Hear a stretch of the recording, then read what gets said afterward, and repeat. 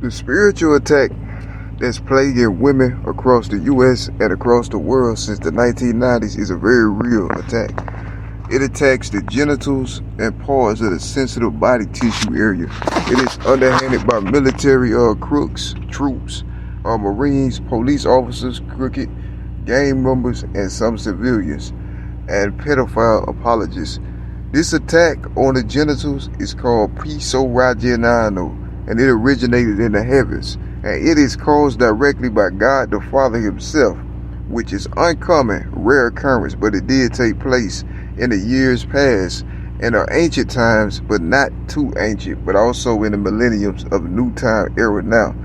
And they did things so intense that it caused women to orgasm from their anus, and this caused women to change immediately from their lovers, husbands, to whatever man was responsible. And it still works to this day.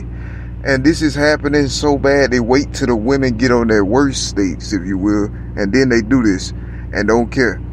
This is knowledge revealed from heaven, actually, because I'm attacked with things like this and similar likeness in the afterlife, because that's where it is. It happens in the afterlife only. And these people, places, and beings, spiritual creatures that underhand this, are pedophiles, but they also claim things that are against pedophilia, so to speak.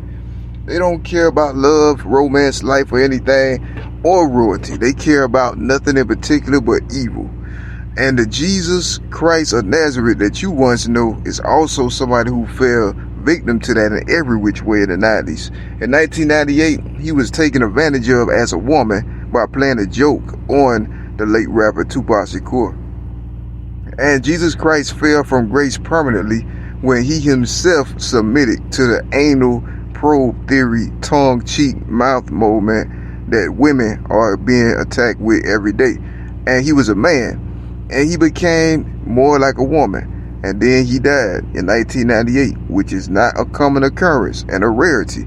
And that's what took place under these circumstances. It's nothing the troops could have done to save these women or their emotional interests. So heartbreak plays the houses of many lives in America and around the world abroad. Because if men see something they want and it somehow ties to the prison system, then they have the woman they want in every which way in the afterlife, but not in the flesh. Because now the afterlife, due to experiments and scientific programs, the afterlife is merged with the flesh unnaturally. And nobody can escape the probe nano stiff glow chips, which is what underhands the whole situation and the system. So people are put on a sexual pay crow dish for all infinity with people in the earth, and everybody is in tandem, one to another, connected in the afterlife, against the will of God, against the will of righteousness, and against the will of Satan himself.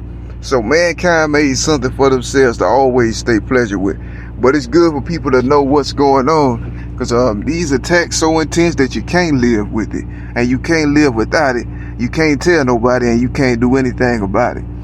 And that's something happening as an afterlife weapon of mass warfare and destruction on so many Kaliese scales that it's unreal, with hedrous compound Clairactis systems.